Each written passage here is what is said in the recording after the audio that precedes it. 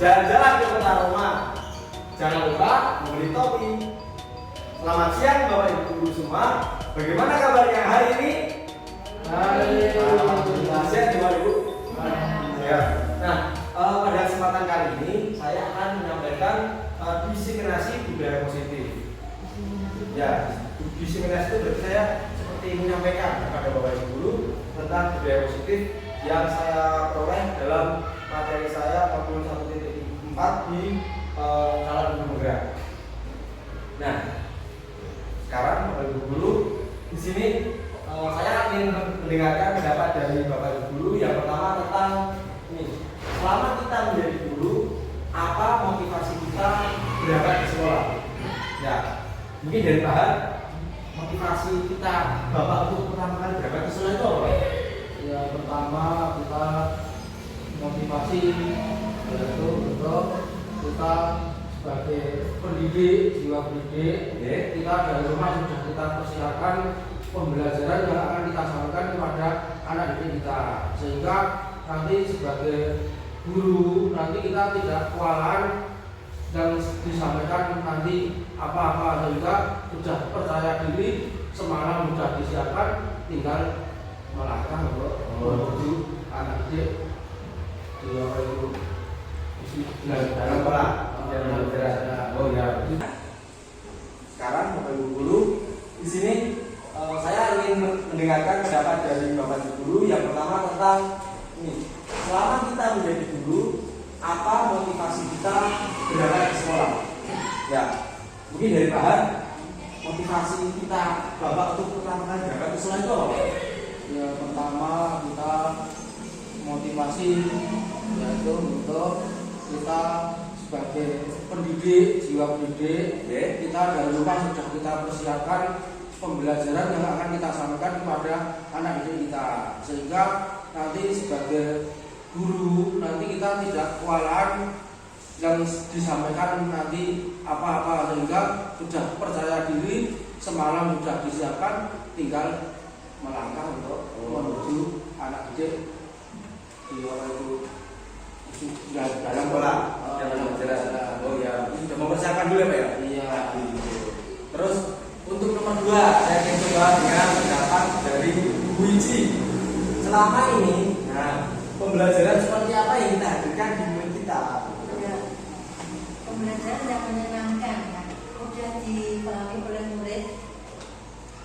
Ya, pembelajaran yang menyenangkan dan mudah dipahami oleh peserta didik. Berarti untuk yang nomor 3, Budan, silakan ngobrol. Apakah cara mengajar kita saat ini sama dengan cara mengajar guru-guru kita dahulu saat mengajar kita dulu? Ya, kurang lebihnya sama sih.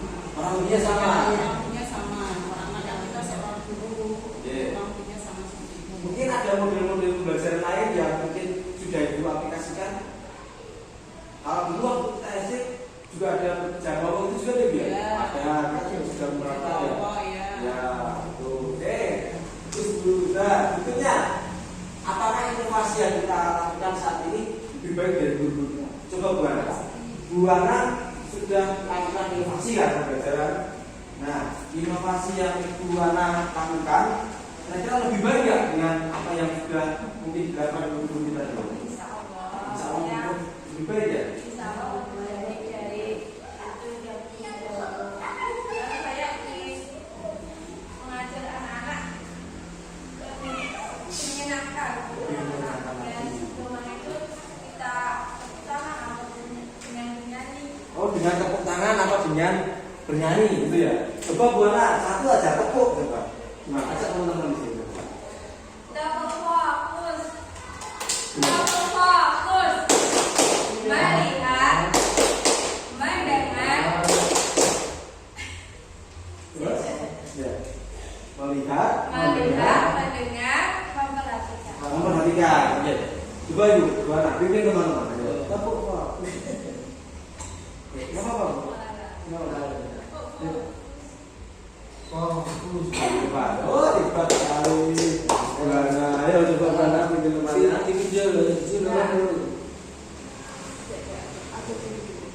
Ayo teman-teman kita Coba fokus dulu. cek. Double fokus.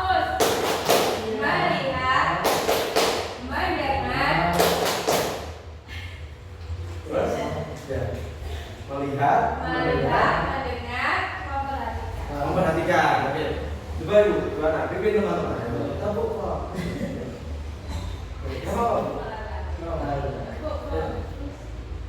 Oh, hebat. Oh, hebat sekali. Nah, ayo teman-teman, pimpin teman-teman. Sini kecil, kecil orang dulu. Ayo teman-teman kita Coba cek. Masuk ya? Masuk. Nah, Ya teman-teman, kita terfokus dulu sebelum pembelajaran. Terfokus. Melihat, mendengar, mengingat, fokus. oh gitu. Tahan dulu. Hebat sekali benar. Terima kasih sudah mengajarkan kita untuk fokus. Nah, berarti kita sudah melakukan inovasi ya Bu ya. Mungkin pembelajaran kita menjadi lebih menyenangkan daripada mungkin dari Bapak Guru kita dahulu ya, yang bisa kamu belum aja seperti itu mungkin ya. Kita lebih banyak marah-marah. Tapi alhamdulillah juga berkat beliau kita sudah bisa menjadi guru sampai saat ini. Nah, kita lanjutkan Bapak Ibu. Di sini ada pertanyaan pemantik. Boleh dijawab setuju atau tidak setuju. Nah, di sini setuju atau tidak setuju? Hukuman dapat mendisiplinkan anak. Setuju. Setuju? Ya. Setuju. Tidak setuju? Tuh, berbeda. Ada yang setuju, ada yang tidak setuju. Saya tanya dulu yang setuju. Mengapa menghukum itu dapat memberi hukuman itu dapat mendisiplinkan anak? Yo, siapa yang berpendapat? Masuk ke sekolah PR-nya tidak dikerjakan. Nah, itu anak terus apa itu kita ambil apa itu kedisiplinan supaya anak-anak biar disiplin, kita kasih hukuman, tapi hukumannya untuk supaya anak-anak hukuman mendidik, Hukuman yang mendidik. Kalau Bu Ana tidak setuju, kenapa Bu Ana? Karena kalau anak diberi hukuman malah tidak. Kalau anak takut, Malah takut. Jadi hukuman bisa membuat anak takut. Bisa. Dari Bu Ana. Kenapa Pak? Ini kan kita sama-sama belajar. Terus ini pemberian hukuman dengan hal positif seperti membaca atau membersihkan halaman sekolah dapat meningkatkan disiplin anak. Setuju. Benar? Positif. Positif. Ya. kalau membaca positif, kalau membersihkan halaman sekolah itu Kurang setuju. kalau membaca saya setuju. Tapi kalau membersihkan halaman sekolah saya kurang setuju. Kurang setuju. Kalau membaca saya setuju. Nah, Tapi ini kalau kalau juga. itu membersihkan halaman satu kelas satu halaman kan kasar anak. Ya, kalau saya banyak, jangan itu semuanya berkelompok itu gimana? Bersihkan halaman gitu. Gimana gimana? Nah itu bisa diberikan gitu ya. Oke. Terus yang ketiga, memberi penghargaan atau hadiah dapat meningkatkan motivasi belajar anak. Bagaimana? Setuju? Setuju? Setuju. Paham? Memberi hadiah meningkatkan motivasi belajar anak. Anak jadi senang tambah belajar itu betul. Tambah motivasi. nah itu tergantung hadiahnya itu apa dulu. Itu hadiahnya kalau anak pelajar kita hadiah buku atau baju sekolah atau apa, tapi kalau hadiahnya dibelikan mainan game itu saya tidak setuju. Berarti tergantung hadiahnya. Ya, tergantung. Tergantung penghargaannya. Oke. Nah, perubahan paradigma atau perubahan gagasan atau pemikiran.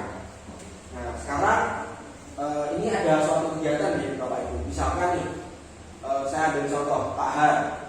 Pak Har itu memiliki benda yang sangat berharga di tangan Pak Har. Nah, itu Pak Har kan mesti pegang erat-erat. Nah, oke. Terus kira-kira Pak Har, misal Bu Wiji minta benda berharga yang milik Pak Har tadi dikasih nggak Pak? Mintanya semua atau Semua dong. tidak? Semua. Kalau semua ya kita tidak boleh. Kalau kita minta sebentar ya pegang lalu kembali lagi. Iya. Tidak Kalau apa-apa. dari bijak Pak diminta. Kalau minta tidak. Tidak boleh. Meskipun nanti Bu Wiji itu kata Pak, boleh dengan membujuk, mengancam, menghadir, merayu, menyuap. Itu kira-kira dikasih nggak Pak? Ya tidak ya Jaga, tidak. Jalan gitu gimana Pak? Yang dikasih nggak Pak? Ya lewatnya sana mau jalannya sini jalannya kan banyak. Nih, Itu dari sana. Baru bijak ya, tidak dikasih. Kalau bijak benda berharga beribu juta. Kira-kira Dina kasih nggak? Kadang temannya dikasih. Gimana? Beri loh. Ya kalau penting sekali boleh saya. Buat udah penting sekali saya boleh. Oh boleh. Ya. Itu sepatu itu apa dulu? Misalnya Mas batangan. wah. Gimana? Mas Batangan harganya 100 juta. Cincin, misalnya cincin emas. Seperti itu. Oke, misalnya. Kalau pinjam boleh, tapi kalau kita nggak boleh. Kita nggak boleh. Kalau seperti alat-alat wah seperti itu boleh. Kita nggak pernah berharga. Ini sesuatu yang berharga. Ini juga berharga loh. Sangat berharga. Ada. Ada. Kalau kita gimana? Ya, kalau memang beliau benar-benar membutuhkan, insya Allah Mas boleh. batangan itu. Boleh, kan saya punya banyak. Iya. Tapi harganya gimana? Iya, kalau memang benar-benar membutuhkan loh, Pak. Butuhkan, ya. Iya. Berarti kira-kira yang menyebabkan jenengan memberikan tadi itu dari dalam diri Bapak Ibu guru atau karena permintaannya tadi atau karena ancamannya apa karena rayuannya memberikannya? Kita mungkin masuk dalam ilusi ya Bapak Ibu. Ilusi bahwasanya guru itu dapat mengontrol murid. Ilusi kita kayak seolah-olah bisa mengontrol murid.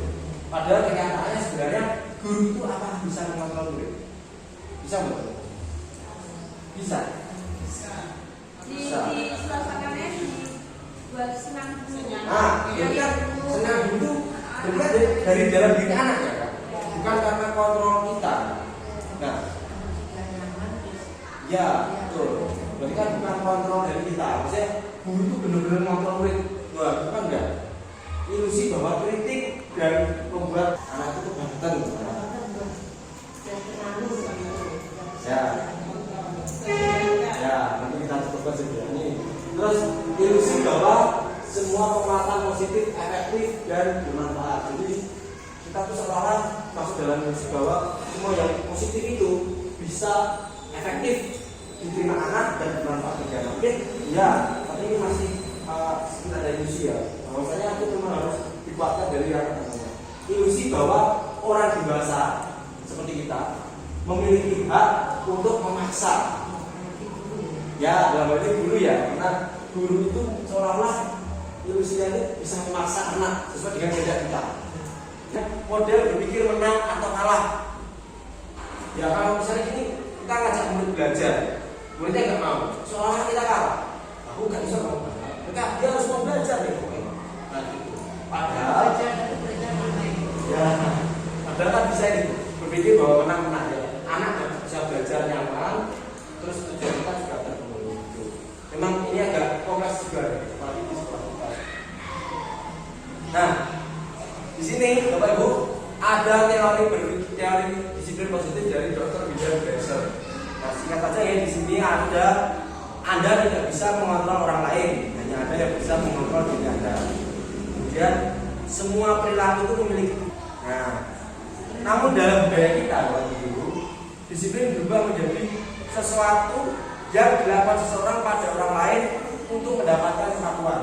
Jadi sesuatu yang dilakukan orang lain untuk mendapatkan kepatuhan dari orang lain itu disiplin. Kalau tidak sesuai dengan apa yang kita perintahkan berarti tidak disiplin. Selama ini kan seperti itu istilah tulisannya. Kita kebajikan itu ada seperti yang pada ada beriman, mandiri, bernalar kritis, berkebinekaan global, bergotong royong, serta kreatif. Itu adalah profil pelajar Pancasila yang kemarin baru kita bahas. Nah, Bapak Ibu, kita akan masuk kepada teori motivasi, dukungan, dan penghargaan restitusi.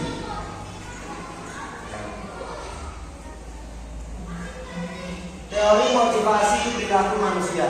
Nah, teori motivasi tadi ada dua, yaitu dari di sini untuk menghindari ketidaknyamanan atau hukuman. Jadi itu motivasi yang berasal dari luar, karena ekstrinsik eksternal, faktor-faktor yang dari luar. Kemudian ada juga motivasi eksternal, yaitu untuk mendapatkan imbalan dari orang lain atau instansi. Contohnya apa yang akan saya dapatkan apabila saya melakukannya. Gitu. Jadi dia sudah mulai timbul rasa aneh. Aku apa saya akan melakukan itu. Itu juga teori motivasi eksternal dari luar. Nah, dan ini coba kita dorong adalah ini motivasi internal dari dalam diri, yaitu untuk menghargai diri sendiri. Saya akan menjadi orang yang seperti apa toh jika saya itu melakukannya. Nah itu yang ingin coba kita tumbuhkan. Merdeka. Nah, Bapak harus Pak. Diajar tolong Bapak pendidikan kita. Bapak pendidikan kita, Ki Hajar Dewantara. Menurut Ki Hajar Dewantara, merdeka itu artinya tidak hanya terlepas dari perintah, akan tetapi juga cakap untuk memerintah diri sendiri. Yang artinya kita tuh merdeka itu tidak perlu diperintah orang, gitu. Tapi kan kita sadar, kita harus melakukannya karena diri kita sendiri. Ini yang disampaikan oleh Ki Hajar Dewantara. Nah, di sini saya menuliskan didukung oleh penghargaan.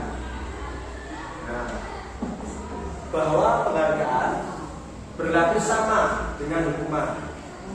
Dalam artinya meminta atau membujuk seseorang melakukan sesuatu untuk memenuhi suatu tujuan tertentu. Paham? Menurut saya, terima kasih. Untuk hukuman saya setuju karena apa? Karena sekarang itu misalkan contoh dikasih kerjaan rumah PR di rumah, anak sudah pulang ke sekolah, nanti setelah maghrib belajar dan PR-nya dikerjakan. Ternyata anak-anak sudah pagi masuk ke sekolah, PR-nya tidak dikerjakan. Nah, itu anak terus kita ambil kedisiplinan supaya anak-anak biar disiplin, kita kasih hukuman, tapi hukumannya untuk supaya anak-anak hukuman mendidik, Hukuman yang mendidik. Kalau Buana tidak setuju kenapa, Buana? Karena kalau anak hukuman malah tidak, malah takut. Malah takut. Jadi hukuman bisa membuat anak takut. Bisa dari Buana. Enggak apa-apa, ini kan kita sama-sama belajar. Terus ini pemberian hukuman dengan hal positif seperti membaca atau membersihkan halaman sekolah dapat meningkatkan disiplin anak. Setuju. Benar? Positif. Ya. Kalau membaca positif, kalau membersihkan halaman sekolah itu Kurang setuju. kalau membaca saya setuju. Tapi kalau membersihkan halaman sekolah saya kurang setuju. Kurang setuju. Kalau membaca saya setuju. Kalau Tapi kalau juga. itu membersihkan halaman satu halaman kan masih anak. Ya, halamannya banyak. Ya kan itu semuanya berkelompok gitu sih kan. Bersihkan halaman gitu. Gimana Buana? Dan itu bisa diberikan gitu ya. Oke. Terus yang ketiga, memberi penghargaan atau hadiah dapat meningkatkan motivasi belajar anak. Bagaimana? Setuju? Setuju. Setuju. Paham? Memberi hadiah meningkatkan motivasi belajar anak. Anak jadi senang tambah belajar itu boleh. Nah itu tergantung hadiahnya itu apa dulu. Itu hadiahnya kalau anak pelajar kita hadiah buku atau baju sekolah atau apa. Tapi kalau hadiahnya dibelikan mainan, game itu saya tidak. Oh tidak. Berarti tergantung hadiahnya. Tergantung penghargaannya. Oke.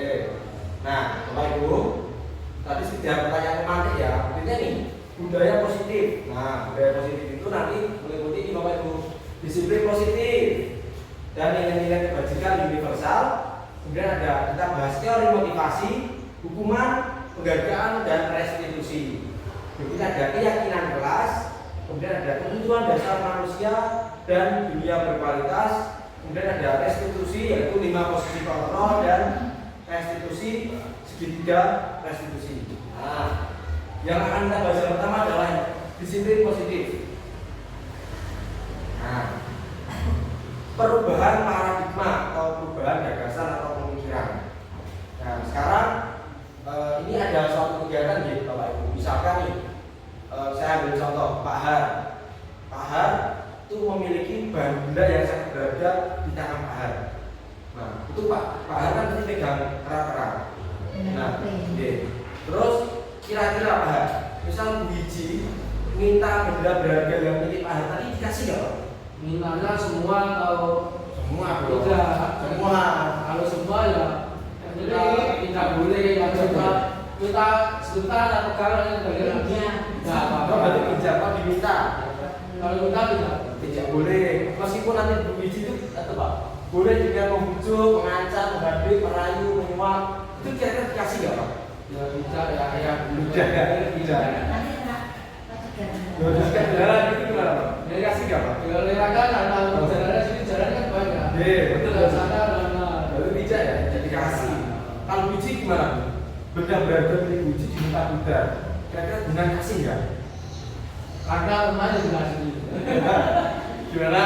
Diberi Pak? Ya kalau penting sekali boleh saya. Penting sekali.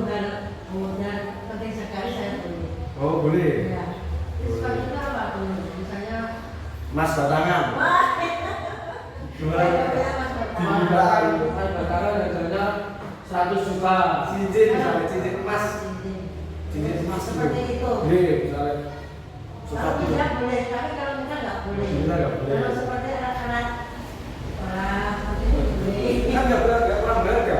Ini sesuatu yang berharga. Ini juga berharga. Sangat berharga ada. Kalau ada Gitu. Kalau Buddha gimana Bu? Ya, kalau memang beliau benar-benar membutuhkan, insya Allah Mas boleh. batangan Iya. itu Boleh, kan saya punya banyak. Ya, tapi kabarnya gimana? Kalau memang benar-benar membutuhkan, Bapak. Dibutuhkan, ya. Ya. Berarti kira-kira yang menyebabkan jenengan memberikan tadi itu dari dalam diri Bapak Ibu guru atau karena permintaannya tadi atau karena ancamannya apa karena rayuannya memberikannya? Dalam hati. Dari dalam diri loh, karena keras. gimana? Ikhlas. Ikhlas ya, berarti dari dalam hati ya. Nah, ini juga yang akan kita bahas yaitu perubahan paradigma teori kontrol atau teori pilihan. Di sini kita mungkin masuk dalam ilusi loh, ilusi bahwasanya guru itu dapat mengontrol murid. Terus itu mengontrol. Ilusi kita kayak seolah-olah bisa mengontrol murid, padahal kenyataannya sebenarnya guru itu apakah bisa mengontrol murid? Bisa nggak? Bisa. Bisa. Bisa. Ini suasananya buat senang. Nah, berarti kan senang dulu itu berarti kan dari dalam diri anaknya kan? Bukan karena kontrol kita. Nah, Anak kita nyaman terus. ya betul. Berarti kan bukan kontrol dari kita. Maksudnya guru itu benar-benar mengontrol murid. Wah, itu kan enggak. Ilusi bahwa kritik dan membuat orang merasa bersalah itu dapat menguatkan karakter. Contoh misal anak berbuat salah, kita kritik, kita buat, wah kamu jangan begitu. Kira-kira seperti itu. Ya mungkin buat kita itu bisa menanamkan karakter ya, tapi kan sebenarnya itu malah melemahkan karakter. Jadi anak itu menjadi minder, takut, seperti yang tadi disampaikan oleh Bu Rani. Bangetan gitu gimana? Anak itu kebangetan. Bangetan gimana? Kayak kenalin sama itu. Nggak bisa Ya. diam. Ya, nanti kita coba sih ini.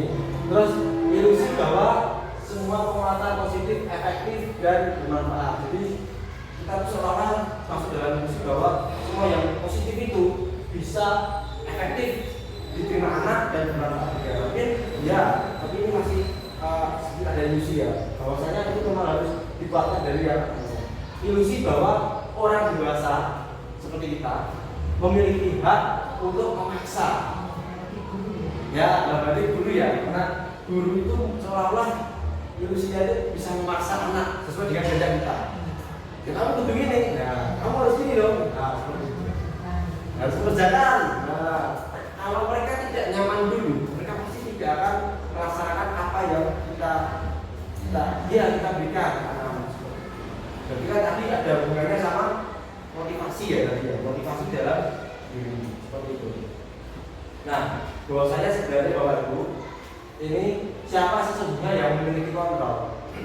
Bahwa sesungguhnya yang memiliki kontrol itu adalah kan masing-masing sendiri kita atau masing-masing individu. Di sini ada stimulus respon bahwa realitas kebutuhan kita sama. Ketika kita di kelas, mungkin kita berpikirnya bahwa semua anak itu butuhnya sama. Matematika semua harus bisa perkalian semua. Padahal pada kenyataannya masing-masing anak itu realitasnya bahwa kebutuhan kita itu berbeda-beda. Ya toh Bu, mungkin anak ada yang belajarnya 4 jam, ada anak yang belajarnya cukup 2 jam. Seperti itu. Bahwasanya anak itu berbeda-beda. Kemarin kan? Saya, kalau Ya. saya, misalnya itu bahasa Indonesia yang lain itu mau nulis, Iya. ini tidak saya mau menulis, tapi membaca. Nah, seperti itu Bu. Itu kan dia plus ya dengan baca. Iya, karena Bu Suci sebenarnya sudah penerapannya tuh Ibu Suci tahu bahwa kebutuhan murid-muridnya itu berbeda. Nah, seperti itu. Kemudian semua orang melihat hal yang sama. Jadi tadi sebenarnya beda. Masing-masing individu itu memiliki gambaran yang berbeda-beda. Gitu Bu. Seperti anak itu kan dia mesti punya potensi masing-masing. Ada yang melihat tok langsung bisa, ada yang harus menulis, ada yang menulisnya harus 2 kali. Seperti itu. Bahkan ada yang harus jalan-jalan belajarnya seperti itu. Gitu Bu. Nah, kemudian kita mencoba mengubah orang agar berpandangan sama dengan kita. Padahal pada kenyataannya orang-orang itu memiliki pandangan yang berbeda-beda. Gitu. Orang lain bisa mengontrol saya. Nah, padahal sebenarnya hanya saya sendiri yang bisa mengontrol diri kita sendiri gitu. Itu bahkan nggak usah anak ya, kita pun juga sama kan. Seperti itu. Saya bisa mengontrol orang lain. Nah, padahal sebenarnya kita itu tidak bisa mengontrol orang lain. Pemaksaan ada saat juga gagal. Karena pemaksaan itu ada saat rujukan gagal. Artinya adalah ketika misal anak tidak mau menulis, kita bujuk, ya akan muncul paksaan. Ketika paksaan tidak dilakukan maka akan timbul hukuman. Nah, gitu Bu. Nah, seperti itu. Yeah. Padahal seharusnya kita bisa menciptakan itu kolaborasi dan konsensus dengan menciptakan pilihan-pilihan baru. Mungkin ada alternatif lain dan bisa kita gunakan untuk mengajak anak agar mau belajar dengan nyaman, dengan enjoy seperti itu. Kemudian model berpikir menang atau kalah. Ya kalau misalnya ini kita ngajak murid belajar, muridnya nggak mau, soalnya kita kalah, aku nggak bisa mau belajar. Mereka dia harus mau belajar nih. Nah, gitu. Padahal ya, padahal kan bisa berpikir bahwa menang-menang ya. Anak bisa belajar nyaman, terus tujuan kita juga terpenuhi. Memang ini agak kompleks juga, apalagi di sekolah kita. Nah, di sini Bapak Ibu ada teori disiplin positif dari Dr. William Glasser. Nah, singkat saja ini di sini ada Anda tidak bisa mengontrol orang lain, hanya Anda yang bisa mengontrol diri Anda. Kemudian semua perilaku itu memiliki tujuan. Ini berkaitan dengan teori motivasi. Motivasi itu ada yang berasal dari luar atau motivasi ekstrinsik atau motivasi dari dalam, yaitu motivasi intrinsik. Itulah yang ingin kita coba gali bahwa anak-anak itu muncul motivasi itu dari dalam diri mereka, bukan karena hukuman, bukan karena penghargaan dari guru seperti itu. Jadi bagaimana kita menciptakan pembelajaran itu menyenangkan dari dalam diri anak seperti itu.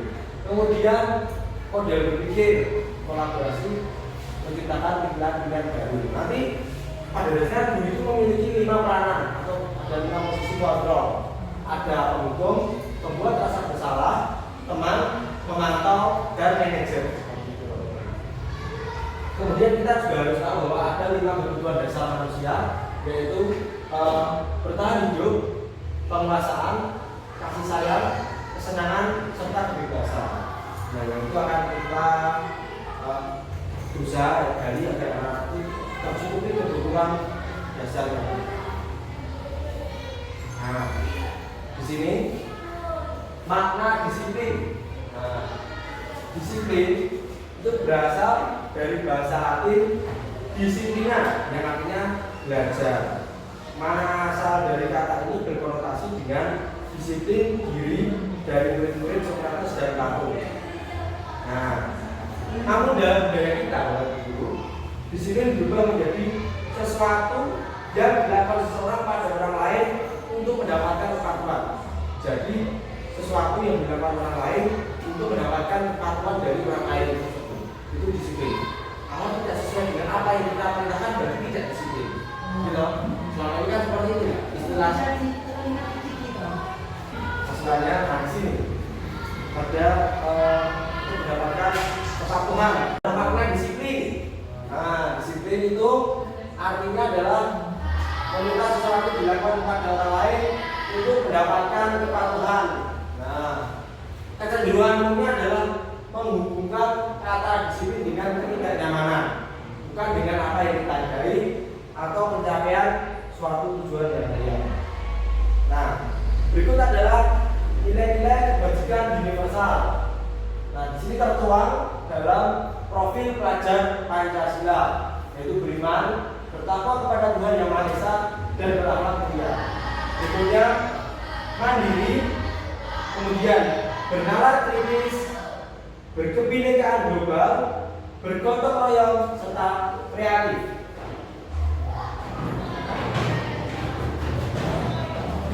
Motivasi perilaku manusia. Ini ada teori ya yang menyatakan bahwa motivasi itu ada dua, yaitu motivasi dalam diri dan dari luar.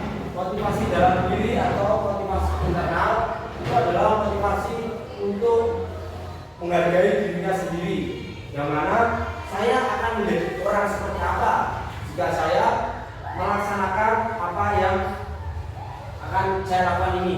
Jadi dari dalam diri, dan ada motivasi eksternal yaitu motivasi dari luar, itu apa yang saya dapatkan. Saya akan dapatkan apa bila saya melakukannya. Itu berarti kan ada pamrih ya, ada mengharapkan imbalan dari orang lain, serta ada untuk menghindari ketidaknyamanan atau hukuman. Apa yang terjadi jika saya tidak melaksanakan hal tersebut. Nah, ini kata merdeka. Merdeka menurut Ki Hajar Dewantara yaitu merdeka tidak akan terlepas dari perintah, akan tetapi juga cakap untuk memerintah diri sendiri. Jadi untuk melakukan sesuatu itu bukan kita perlu perintah atau karena perintah, tapi karena dorongan dari dalam diri sendiri, seperti itu. Nah, dihukum oleh penghargaan, bahwa penghargaan berlaku sama dengan hukuman. Nah, di sini ada pendapat dari Al-Fiqh bahwa penghargaan itu sama dengan hukuman. Sama dengan hukuman. Kok bisa? Karena itu sama aja dengan meminta atau membujuk seseorang melakukan sesuatu untuk tujuan tertentu. Dorongan eksternal akan ada faktor ketergantungan. Jadi dorongan dari luar itu pasti akan menimbulkan ketergantungan. Beberapa dampak pemberian penghargaan. Jadi ketika kita memberikan penghargaan itu juga akan timbul ketergantungan. Saya dapat apa? Kalau yang satu hukuman tadi, kalau saya tidak melakukan, saya dapat hukuman apa kan? Menghindari hukuman kan? Seperti itu. Nah, pengaruh jangka panjang dan jangka pendek itu ada pengaruhnya. Penghargaan itu mendukung, penghargaan dapat mengurangi ketepatan, penghargaan tidak efektif, dan penghargaan itu merusak hubungan. Iya, penghargaan itu ternyata bisa merusak hubungan.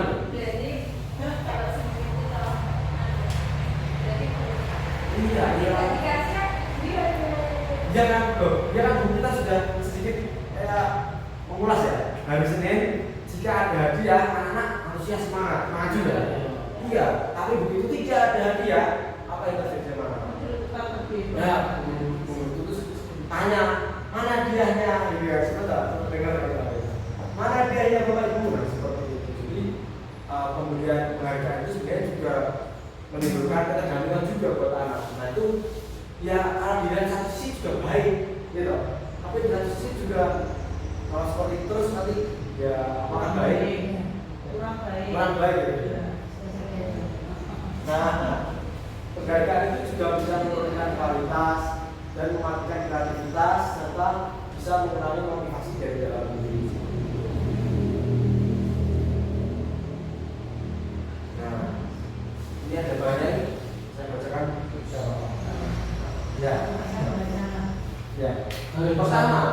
Penghargaan hanya berlaku bagi seorang yang melakukan sesuatu hanya dalam jangka pendek.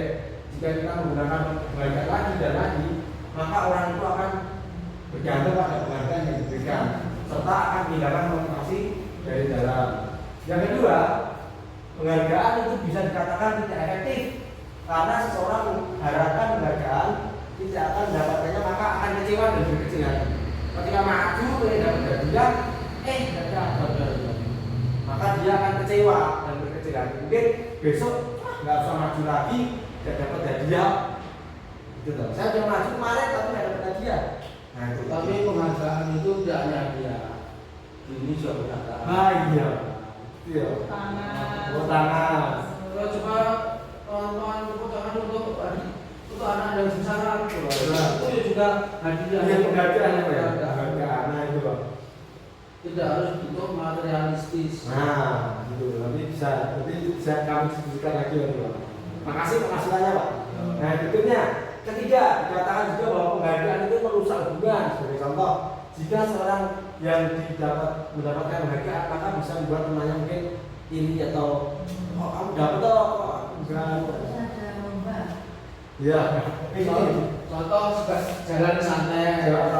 Dari BGRI, itu sepeda tak kok orang. Bebas lah. Bebas kalau ini kan menghargai ketika dia meraih apa gitu. Maju ke depan dapat buku. Nah temennya kan, aku dapat buku. Padahal kan tadi bisa dia juga dulu Pak, ngacung juga. Nah tapi ketika itu saya lucu yang ini ya satu enggak. Nah itu padahal dia juga merasa wah itu kan dia bisa urusan hubungan juga tadi.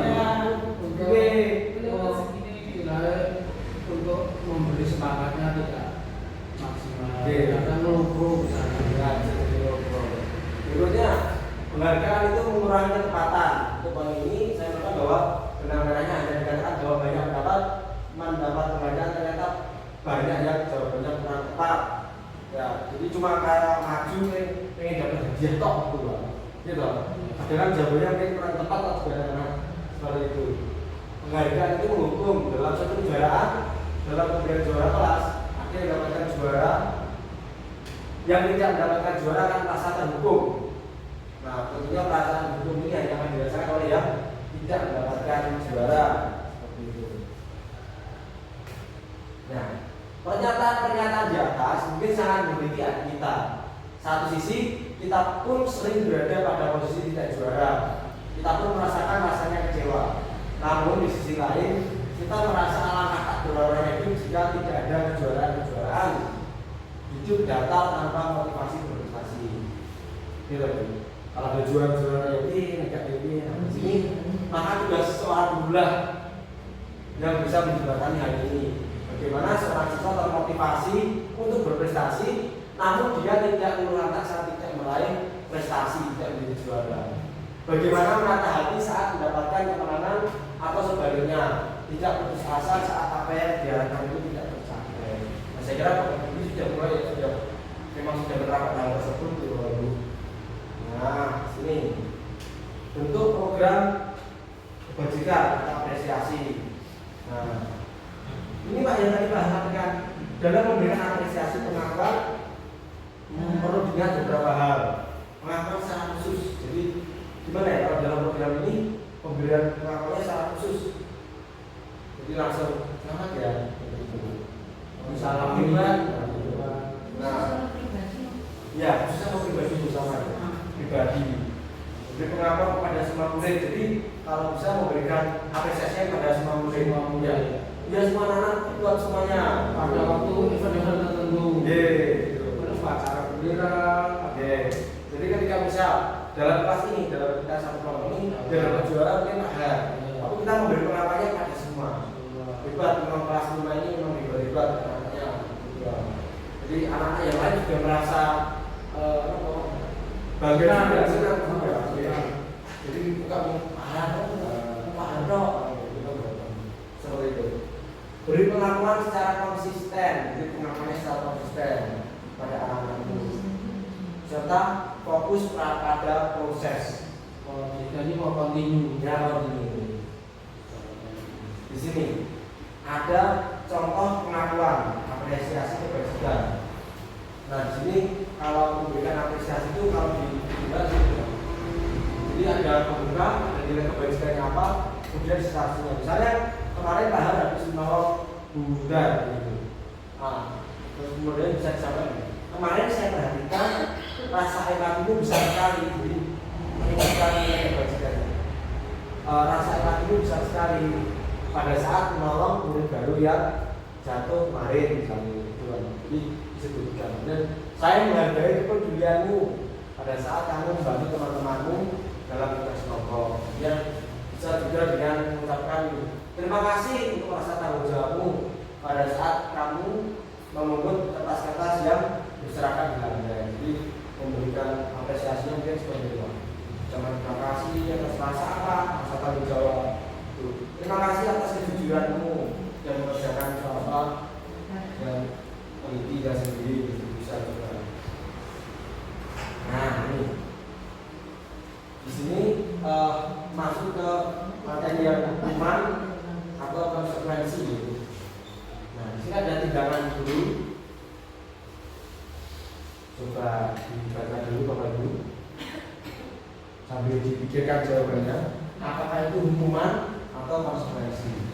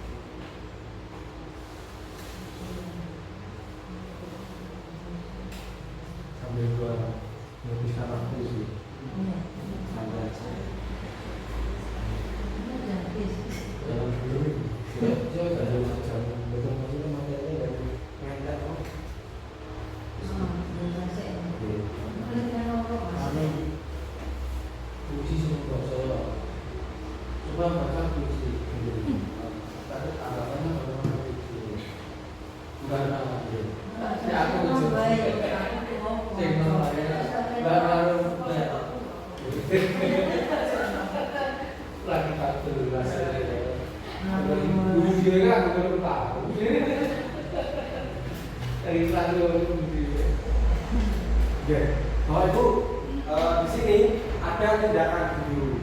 Nah, kita akan golongkan bahwa itu hukuman atau konsekuensi.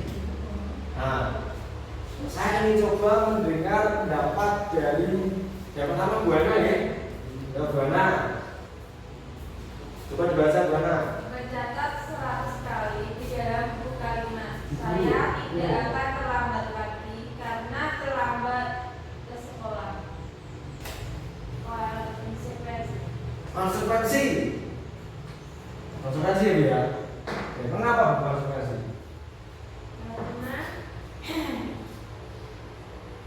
Karena dia terlambat. Karena dia terlambat. Terus? Mengapa itu bukan termasuk hukuman atau itu termasuk hukuman? Terus mencatat 100 kali. Hukuman. Hukuman. Ya. Hukuman atau konsekuensi? Hukuman. Hukuman.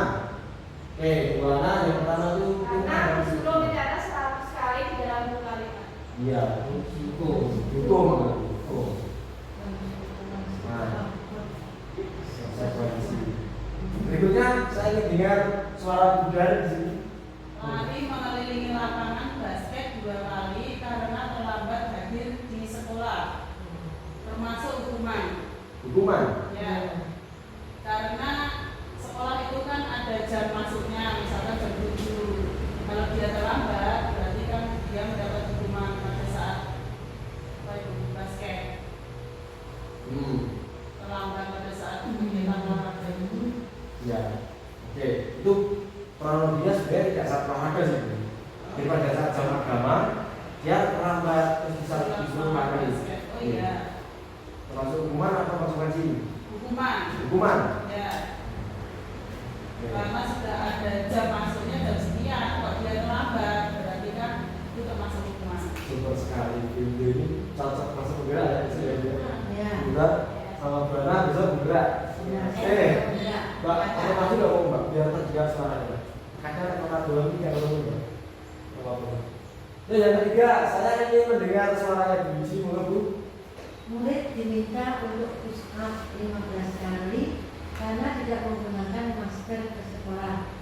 Itu termasuk hukuman karena seharusnya itu menggunakan masker ya sudah menjadi apa peraturan ya. Tapi dia tidak menggunakan.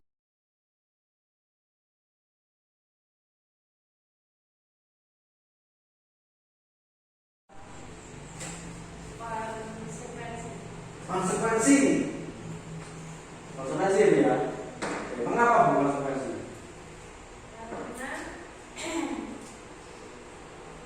Karena dia terlambat. Karena dia terlambat. Terus Mengapa itu bukan termasuk hukuman? Itu iya termasuk dia hukuman. hukuman. Hukuman. Terus Mencatat secara sekali. Oh. Iya ya hukuman. Hukuman. Iya Hukuman atau konsekuensi?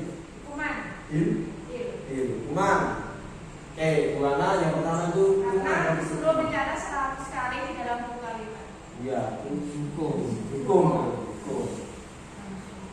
Nah, konsekuensi. Berikutnya saya ingin dengar suara budaya di sini. Lari mengelilingi lapangan basket 2 kali karena terlambat hadir di sekolah. Termasuk hukuman. Hukuman. Ya.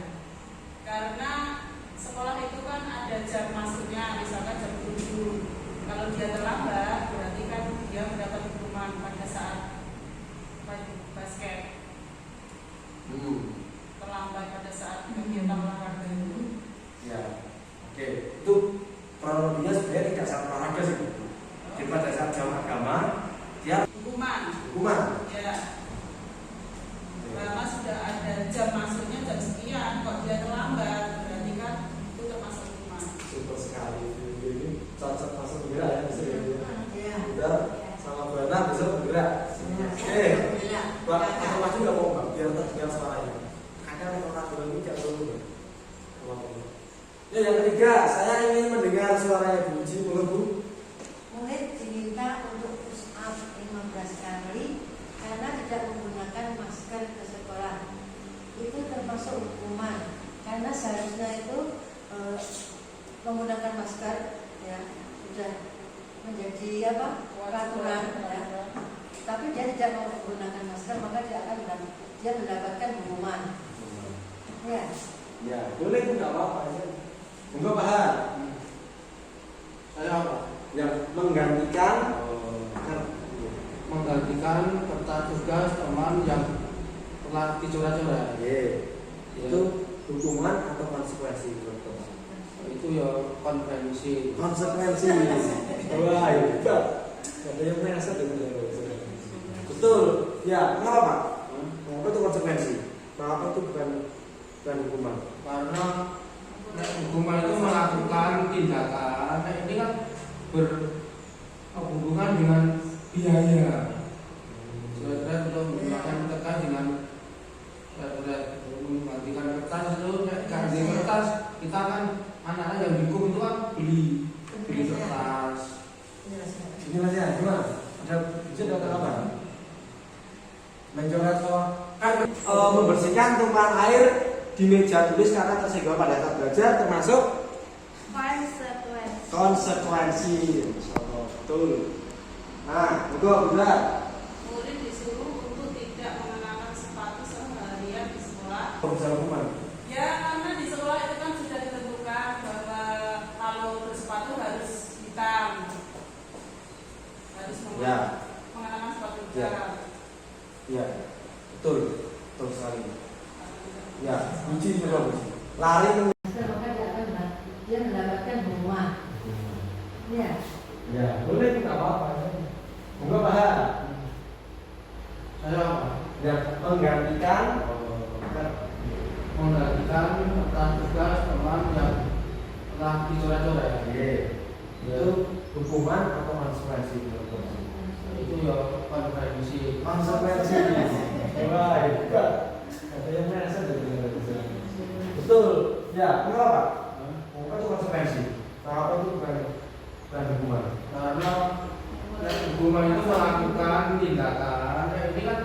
berhubungan dengan biaya.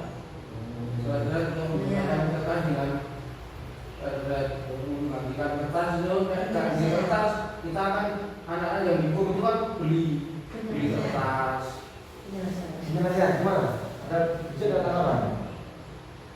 Mencoret kan kertas kerja teman itu tak boleh orek. Nah, dia jangan itu nggak tulisan itu benar. Itu hukuman atau konsekuensi tadi? Konsekuensi ya? Siap.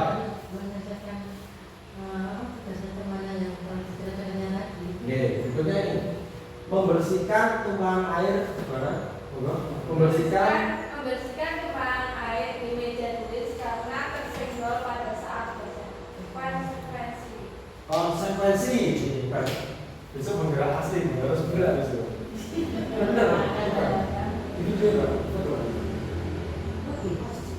Enggak, itu. Dia Pak. Ya.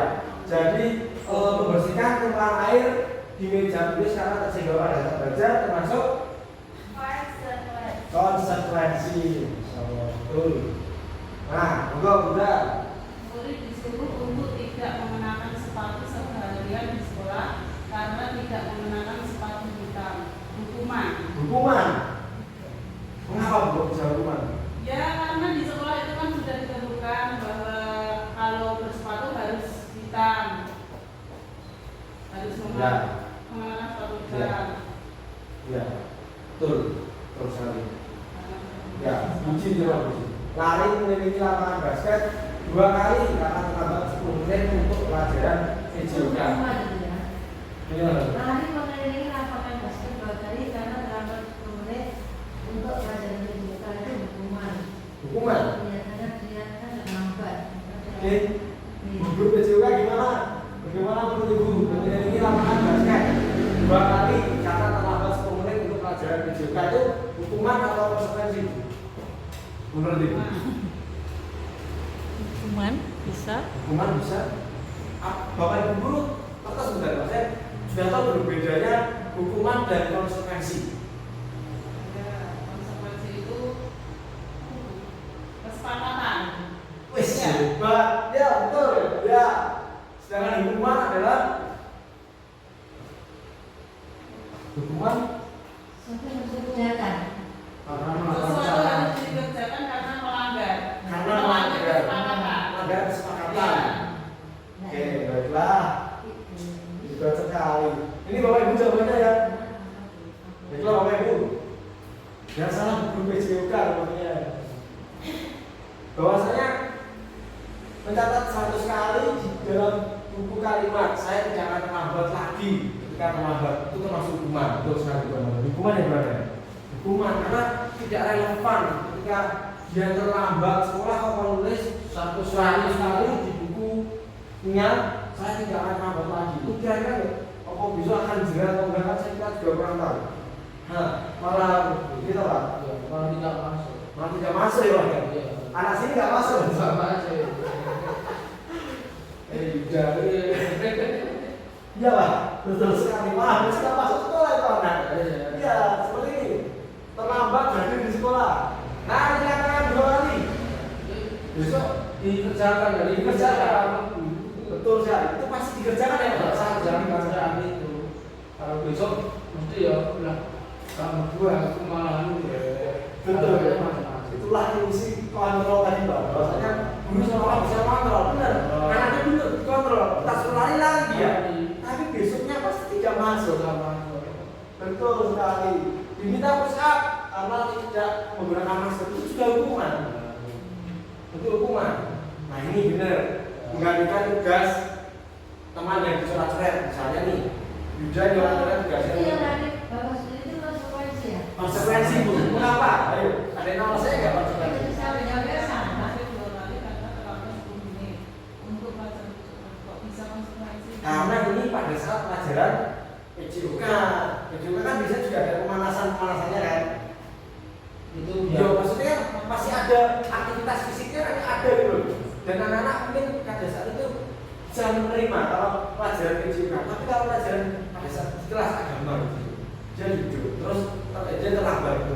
suruh A Ya suruh lari itu kan nggak ada korelasinya sama itu. ada hubungannya dengan betul pelajaran. Seadanya agama, kamu membaca surah Al-Fatihah 3 kali. Nah itu maksudnya ada konsekuensinya di situ. Kalau PJK ya wajar, ya dia pelajaran PJK terus dia sebelum lari itu kan termasuk pemanasan juga. Harus itu kalau dua putaran, dia mungkin masih menerima. Kenapa sebelum seperti itu? Masih dalam Nah ini, di sini saya tampilkan bahwa perbedaan hukuman dan konsekuensi. Bahwasanya hukuman itu sesuatu yang menyakitkan harus terjadi. Gitu, itu menyakitkan hukuman itu. Kalau konsekuensi itu harus terjadi. Gitu, harus dilakukan. harus dilakukan. Gitu. Nah, hukuman itu membuat anak sakit fisik maupun hati untuk jangka waktu yang lama. Kalau konsekuensi itu membuat anak merasa tidak nyaman dalam jangka waktu pendek. Terus hukuman itu bisa membuat anak menjadi benci disiplin, Pak. Membenci disiplin. Gitu. Jadi tidak senang disiplin. Atau kan hukum lari, nah itu kan jadi senang. Nah itu bisa anak menghargai disiplin kalau kita menerapkan konsekuensi. Kalau hukuman itu bersifat paksaan. Kalau konsekuensi itu ada stimulus, kemudian ada respon, ada tanggapan dari anak itu. Yang hukuman itu mendorong anak menyakiti diri sendiri. Kalau konsekuensi itu mendorong anak agar mudah menyesuaikan diri. Jadi dia beradaptasi. Oh ternyata aku itu terlambat ya. Oh seharusnya aku besok apa-apa biar tidak terlambat seperti itu. Jadi bisa untuk menyesuaikan diri. Ada perubahan dalam diri. Hukuman itu konsep diri yang buruk, sedangkan konsekuensi itu konsep diri yang baik. Nah di sini ketika kita memberikan hukuman, anak itu kan cenderung belajar menyembunyikan kesalahan. Ya, anak-anak kan cenderung menyembunyikan kesalahan. Tapi ketika kita punya konsekuensi, maka anak belajar mematuhi peraturan. Hukuman itu bisa menunjukkan marah, rasa bersalah, dipermalukan, merasa tidak dihargai. Dengan konsekuensi itu kita hanya kehilangan hak dan dibuat tidak nyaman atau diasingkan untuk sementara. Tanya Pak. Ya. Kalau tadi disuruh putar lapangan saat pelajaran PJOK masuk konsekuensi nggih. Terus misalkan gini, di tempat kita kalau kita mengajarkan anak-anak untuk tidak berbicara kotor, misalkan ada anak yang bicara kotor, terus saya menyuruh ayo push up 10 kali, itu masuknya yang bagaimana? Itu Hukuman atau konsekuensi? Kalau itu masuk hukuman. Masuk hukuman. Hukuman. Nah, untuk mendalami konsekuensi sendiri nanti ada yang istilahnya segitiga restitusi. Nanti bisa kita bahas tadi bab selanjutnya ada. Ya, kita misalnya anak berkata kotor, hukumannya suruh apa tadi? Push up. Push up. Ya mungkin saat dia melakukan, tapi dia sadar nggak sih dia itu salah dulu. Dari dalam dirinya sadar mungkin, tapi dari dalam dirinya sendiri nggak sih? Itu mungkin kan bisa cuma takut. Aku nggak mau bicara kotoran, tapi kawan Bu Yuli, ya kan? Kawan Bu Yuli terus disuruh push up. Nah itu kan bisa juga seperti itu. Tapi apa kita bisa menjamin nanti tidak ketemu Bu Yuli akan bicara kotor lagi atau enggak? Ya kan? Kita tidak bisa menjamin karena itu nanti anak belajar untuk menyembunyikan kesalahan, gitu, seperti itu. Itu bapak ibu ada yang ditanyakan? Tidak. Nah, ini masih juga. Nah, bapak ibu, di sini ada istilahnya restitusi. Nah, what is the meaning of restitusi? Di sini restitusi adalah proses menciptakan kondisi bagi murid untuk memperbaiki kesalahan mereka sehingga mereka bisa kembali pada kelompok mereka dengan karakter yang lebih kuat. Restitusi juga merupakan proses kolaboratif yang mengajarkan murid untuk mencari solusi tentang masalah mereka dan membawa murid berpikir bagaimana orang seperti apa yang harus mereka inginkan atau mereka ingin menjadi seperti apa. Itu tujuan murid dan bagaimana mereka harus memperlakukan orang lain. Itulah restitusi. Jadi mereka itu menjadi ketika mereka berbuat kesalahan, mereka akan menjadi karakter yang lebih kuat dan membantu mengajarkan mereka untuk mencari solusi pada masalah mereka, sehingga membantu murid berpikir bagaimana kita itu mau menjadi orang seperti apa. Seperti itu adalah proses daripada restitusi. Dan di dalam perguruan ini makanya kita diminta untuk membantu anak, jadi biar kayak introspeksi diri loh. Anak diminta untuk introspeksi diri seperti itu. Nah, di sini ada identitas gagal dan identitas sukses atau disiplin. Identitas gagal itu adalah pemberian hukuman yang tadi. Jadi sesuatu yang menyakitkan dan harus terjadi, tidak nyaman untuk murid, kemudian anak itu menjadi posisinya seperti korban. Karena dia dihukumkan, murid akan tersakiti, perilaku pasif dan agresif meningkat, sistem tidak akan berjalan jika murid tidak takut berlaku hanya pada sebuah institusi, tidak berlanjut pada kehidupan nyata. Nah, seperti tadi, cara kotor, mungkin di sekolah dia tidak bicara kotor, tapi di luar apakah dari cara kotor atau enggak? Kemudian peraturan adalah kamu harus, kemudian murid atau anak membenci peraturan. Nah, sedangkan identitas atau penerapan yang sukses itu adalah tadi konsekuensi, yang berikutnya ada restitusi. Nah, konsekuensi tadi yang sudah kita bahas ya. Nah, konsekuensi tadi itu perlu monitoring dari supervisi terus menerus dari dulu, membantu penerapan mengikuti peraturan dalam masyarakat. Apa peraturannya?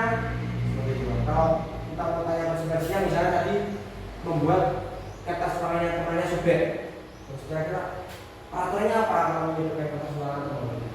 Ganti Pak, itu konsekuensi. Jadi anak masih mikir sendiri itu. Kemudian murid menghormati peraturan, itu masih netral. Yang positif adalah restitusi. Restitusi merupakan pilihan menguatkan untuk murid atau anak dalam jangka waktu yang panjang. Korban mendapatkan ganti, murid atau anak mendapatkan penguatan, masalah terpecahkan, murid belajar bertanggung jawab, fokus pada pemecahan masalah dalam jangka waktu yang panjang, serta ini yang paling penting loh.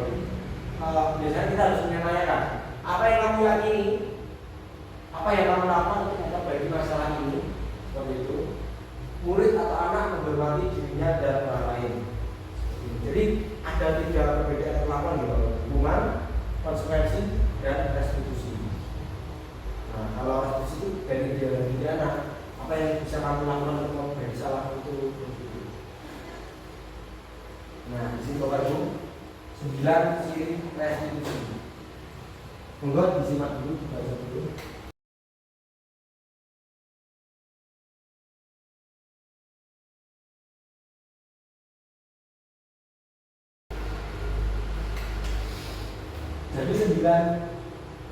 Jadi 9 ciri restitusi yaitu bukan untuk menebus kesalahan, tapi untuk belajar dari kesalahan. Yang kedua, memperbaiki hubungan. Yang ketiga adalah tawaran. Kemudian restitusi itu menuntut untuk melihat ke dalam diri, serta fokus pada solusi, serta mengembalikan murid yang berbuat salah pada kelompoknya. Bahasanya terlalu tinggi ya. Iya, bahasa di Indonesia memang seperti itu. Kebajikan, restitusi. Sebenarnya kita sebenarnya sudah pernah melakukan semua. Hanya istilah-istilahnya dari istilah ini istilah cak kuliah. Istilahnya apa? Nah, awal ini PhD solo. Nah, berikutnya ada yang namanya keyakinan kelas. Keyakinan kelas. Dalam hal ini, mengapa tidak peraturan saja? Mengapa harus keyakinan kelas? Nah, dalam hal ini tuh kita tuh kan biasanya kita buat peraturan. Nah, dalam istilah sekolah penggerak atau penggerak, istilahnya itu berarti menjadi keyakinan kelas. Tidak tata tertib sekolah, tapi keyakinan sekolah. Karena menanamkan keyakinan dulu dari diri masing-masing dari anak. Ini contohnya, mengapa kita memiliki peraturan yang harus menggunakan helm bila mengendarai kendaraan roda 2? Mengapa kita memiliki peraturan 3M, masker, mencuci tangan, menjaga jarak? Mengapa kita memiliki peraturan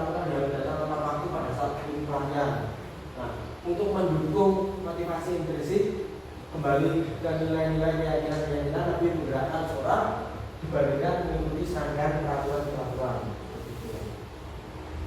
Guru-guru itu gerakan inovasi baru. Diharapkan bisa menimbulkan inovasi-inovasi baru.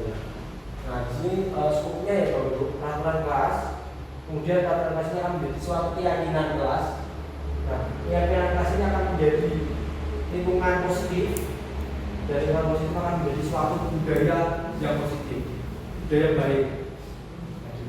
Sebenarnya misalnya kita sudah banyak budaya positif, menyeberangkan seperti kemarin, terus apa salam menyapa murid seperti itu, membersihkan lingkungan bersama seperti itu, sudah termasuk budaya positif.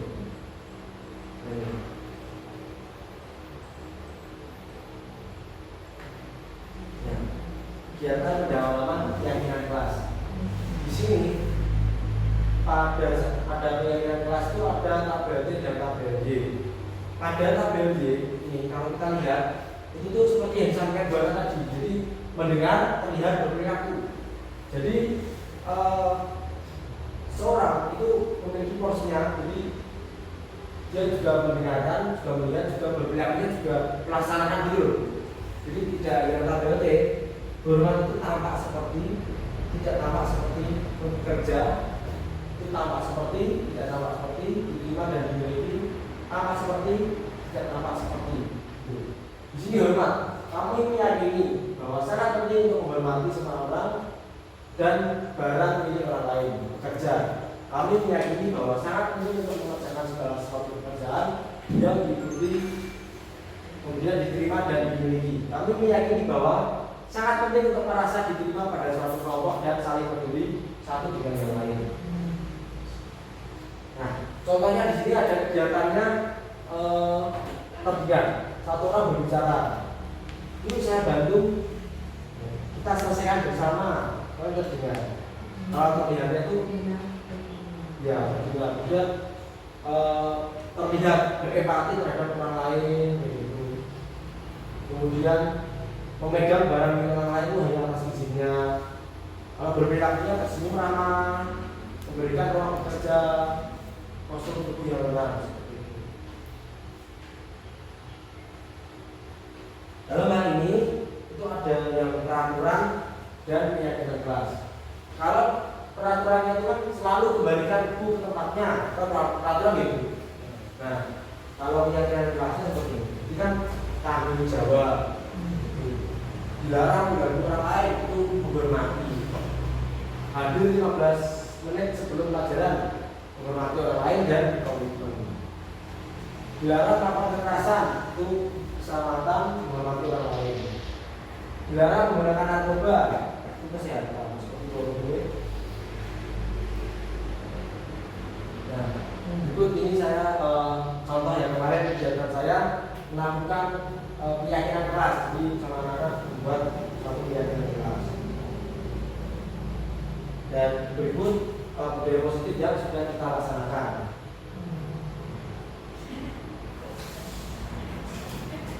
Oh, saya semua itu, karena kemarin saya ambil produksinya sendiri. Ya, ini di masjid. Ya, budaya positif di masjid. Jadi kemarin bersih kelas, lingkungan sekolah, kegiatan pembelajaran, sarana diskusi kelompok, kemudian membersihkan kelas. Kalau di video seperti ini kemarin. Nah ini dari pelakon juga. Masa kemarin mungkin di sekolah kita kemarin. Kapan lagi tidak ada lagi? Mau ada kapan lagi? Ya. Nah ini Bapak Ibu, nah, kebutuhan dasar manusia dan dunia berkualitas. Nah kebutuhan dasarnya manusia ada 5 ya di sini. Sebelum mas, 10 slide. Nah kebutuhan dasar apa lagi ya? Kebutuhan dasar manusia ada 5: bertahan hidup, kesenangan, rasa kasih sayang, penguasaan dan kebebasan. Nah, di sini ada 5 posisi kontrol. Seperti yang saya sampaikan tadi bahwa kita sebagai guru itu bisa memilih 5 posisi kontrol. Apakah kita sebagai penghukum, sebagai pembuat rasa bersalah, sebagai teman, atau sebagai pemantau, atau sebagai manajer. Nah itu. Kalau identitas yang gagal atau kontrol dari luar atau sebagai penghukum ya, penghukum sama pembuat rasa bersalah. Berarti di situ kita melakukan identitas yang gagal. Contoh, guru menghargai atau menyakiti atau menyindir murid-muridnya. Kemudian guru berkata, kalau kamu tidak melakukan, awas ya. Itu sebagai penghukum. Kemudian hasilnya itu anak bisa memberontak, menyalahkan orang lain, anak gerbong, gitu. Terus bisa aja murid, kalau yang murid besar ya, itu bisa berkata, biarkan saja, nanti juga marah-marah lagi, seperti itu. Ya, kalau gurunya sering marah-marah, kemudian dampak pada murid itu, murid pasti mengulangi lagi kesalahan. Itu kalau sebagai penghukum. Kalau pembuat rasa bersalah, itu berceramah biasanya. Ibu kecewa, kalian membuang sampah sembarangan. Kamu tidak seharusnya melakukan itu. Nah, itu sangat kecewa. Kamu seharusnya sudah tahu itu lelah sekali. Ibu stres. Seperti itu. Dicapai aja kalian rame baik. Nah, itu bisa membuat itu anak bisa terus merasa bersalah. Maafkan saya ya, dosa tidak saya ulangi lagi. Nah, itu membuat rasa bersalah. Nah, kemudian ada teman, guru sebagai teman membuat alasan ayolah kerjakan. Nanti kalau tidak kamu kerjakan, nanti saya dimarahin Pak Farid. Itu kan posisi sebagai teman. Masa kamu tidak mau? Ingat, itu pernah bantu kamu.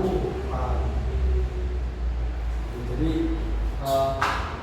saya pikir bapak ibu itu teman saya, ternyata begitu. Dan memang tidak mandiri. Kalau sebagai pemantau itu bisa gini, apa peraturannya?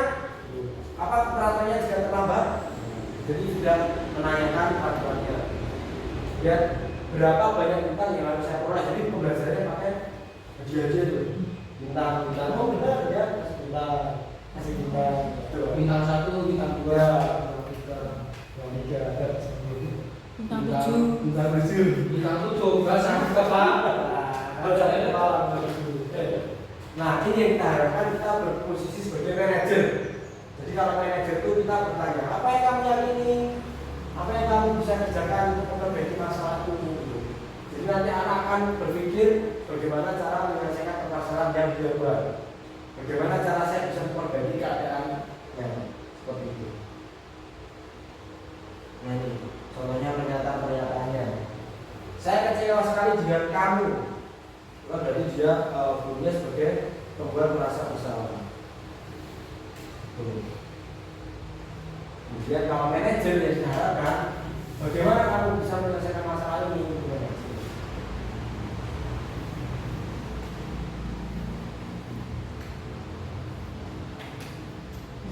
Enggak. Berapa? 40. 40. Karena 20 mau sejam ya? Pak desa. Sejam. Tambah yang terakhir Pak. Ketika institusi ini, ketika institusi Ya. kita ditokin. Ya Bapak Ibu, kita masuk yang materi terakhir yaitu segitiga restitusi. Apa sih segitiga restitusi? Nah, dalam melakukan ketika melihat surat kesalahan, kita bisa melakukan segitiga restitusi, yaitu menstabilkan identitas, menanyakan keyakinan serta validasi kebutuhan. Di sini adalah segitiga restitusi. Nah, menstabilkan identitas. Guru itu berkata, berbuat salah itu adalah hal yang manusiawi. Nah, tidak ada manusia yang sempurna. Jadi itu menstabilkan identitas. Untuk apa? Untuk membuat anak merasa gagal dan berbuat salah itu menjadi positif terhadap dirinya. Kalau kamu menyalahkan diri kamu sendiri, apa kamu bersikap baik pada diri sendiri? Kemudian ada validasi kebutuhan. Membantu murid mengenali basic kebutuhan dasar yang ingin dipenuhinya karena melakukan kesalahan tadi. pada dasarnya itu setiap tindakan manusia pasti ada alasannya seperti itu. Guru berkata, kamu bisa saja melakukan hal yang lebih buruk, tapi kamu tidak melakukannya kan? Kemudian menanyakan keyakinan. Jadi di sini guru itu melihat ketika membuat kesalahan, kemudian ditanyakan keyakinannya bagaimana, terus bagaimana cara memperbaiki kesalahan-kesalahannya. Guru berkata, apa nilai yang bisa kita percayakan di kelas kita, apa yang telah kita sepakati dan seperti itu. Terima kasih. Namun saya akan tampilkan video saya yang kemarin yaitu sebuah resolusi, mungkin bisa menginspirasi dokter.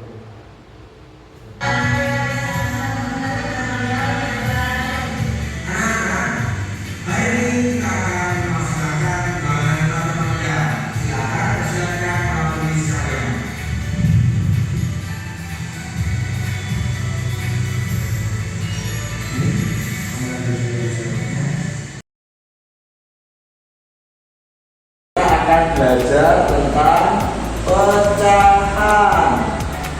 Nah, ada yang tahu pecahan itu apa? Tidak. Ada yang tahu? Tidak.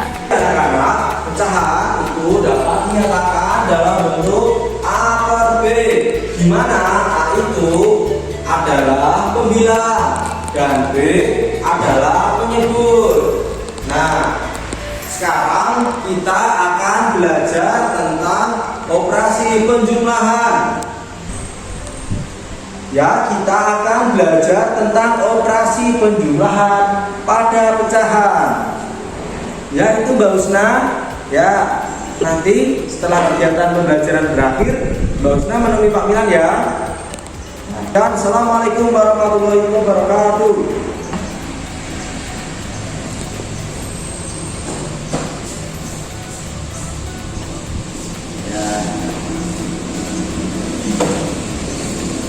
Mbak Husna, ya sudah sholat duhur belum Mbak Husna?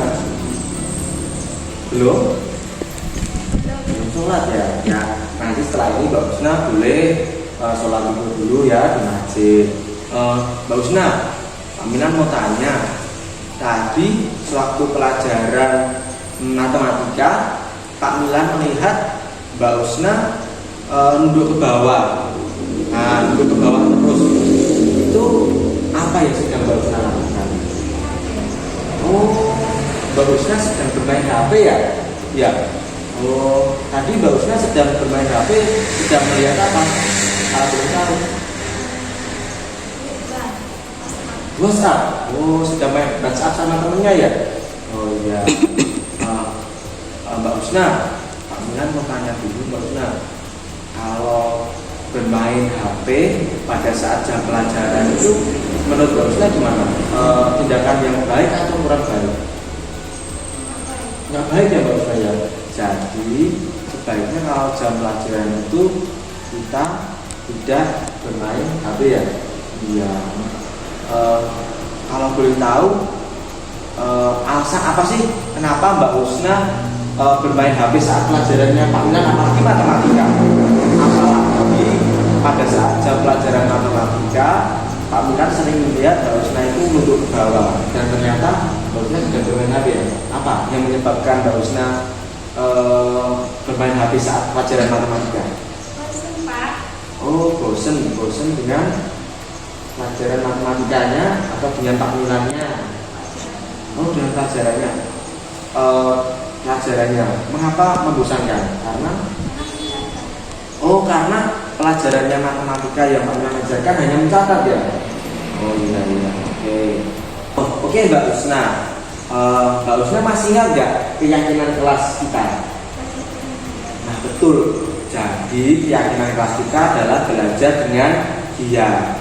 Nah, sekiranya setelah ini Mbak Husna ingin melakukan perubahan apa? Maksudnya yang ingin Mbak Husna inginkan itu seperti apa kegiatan pembelajarannya? Berkelompok, terus apa lagi? Ya, boleh menggunakan HP ya, pembelajaran berbasis Android ya. Terus sama apa lagi? Menggunakan Kalau menggunakan LCD, PowerPoint itu dosen suka nggak? Suka. Kalau gitu berarti nggak bosan ya? Bosan. Oke, baiklah. Jadi nanti setelah ini dengan keyakinan kelas kita belajar dengan dia ya tadi ya. Nah, kita akan membuat kegiatan pembelajaran yang lebih inovatif ya, menyenangkan, menarik, sehingga nanti Mbak Rusna menjadi lebih semangat dalam belajar. Nah, Pak Milan harapkan setelah ini nanti Mbak Rusna juga jangan mainan HP lagi saat kegiatan pembelajaran ya, nanti pembelajarannya kita buat menarik, inovatif, dan menyenangkan. Itu Mbak Rusna ya. Dan sekarang silakan Mbak Rusna boleh istirahat dan bersama teman-teman. Itu Mbak Rusna ya. Demikian, silakan persiapkan alat tulis kalian.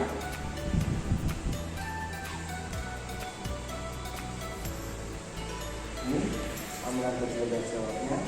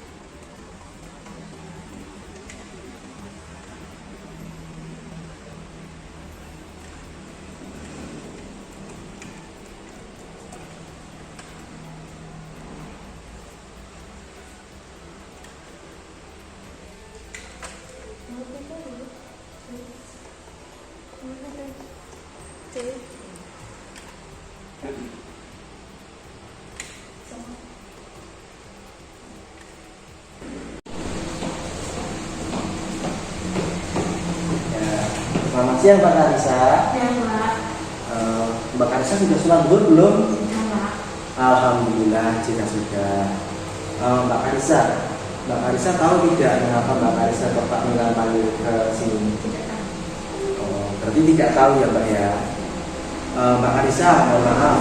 Tadi saat sedang ulangan matematika, Pak Milan sempat melihat Mbak Karisa itu menengok ke belakang, melihat di mejanya Mbak Putri. Dan Mbak Karisa bertanya tentang jawaban. Apakah benar Mbak Karisa? Benar. Benar. Menurut Mbak Karisa, mencontek itu perbuatan baik atau tidak baik? Tidak tahu. Tidak baik ya, tidak baik. Nah, begini Mbak Karisa, setiap manusia, setiap orang itu pasti pernah melakukan kesalahan, ya kan Mbak? Ya. Pak Milan juga pernah melakukan kesalahan, tapi dalam hal ini Pak Milan tidak ingin mencari tahu siapa yang salah atau siapa yang benar.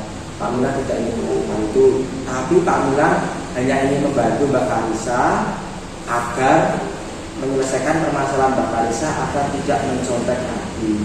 Nah, mungkin Mbak Karisa bisa cerita ke Pak Milan mengapa kok tadi bisa sampai mencontek pekerjaannya Mbak Putri? Tidak belajar dari mana. Oh, berarti semalam tidak belajar ya Mbak Karisa ya? Kalau boleh tahu, Mbak Karisa mengapa semalam tidak belajar? Main HP. Oh, Mbak Karisa berarti semalam tidak belajar karena bermain HP ya Mbak ya? Benar. Iya. Mbak Karisa masih ingat tidak kesepakatan kelas yang kita buat dulu, keyakinan kelas yang kita buat pertemuan pertama kemarin? Benar, Pak. Jujur dalam bertindak. Nah, betul sekali. Kesepakatan kelas kita atau keyakinan kelas kita waktu itu adalah jujur dalam bertindak. Nah, Mbak Karisa yakin tidak bahwa jujur itu perlu kita terapkan dalam kehidupan kita sehari-hari? Iya, yakin ya, yakin. Berarti jujur itu perlu untuk kehidupan kita sehari-hari. Nah, kalau sudah yakin, kira-kira perbuatan apa atau apa langkah yang akan Mbak Karissa lakukan untuk memperbaiki agar tidak mencontek kembali? belajar sama dia, Belajar dengan giat, mengerjakan soal dengan baik, mengerjakan soal dengan sungguh-sungguh atau dengan baik, kemudian berdoa kepada Allah. Itu ya Mbak Karissa ya. Nah, kira-kira nih Mbak Karissa ingin melaksanakan itu mulai kapan? besok Besok ya. Iya.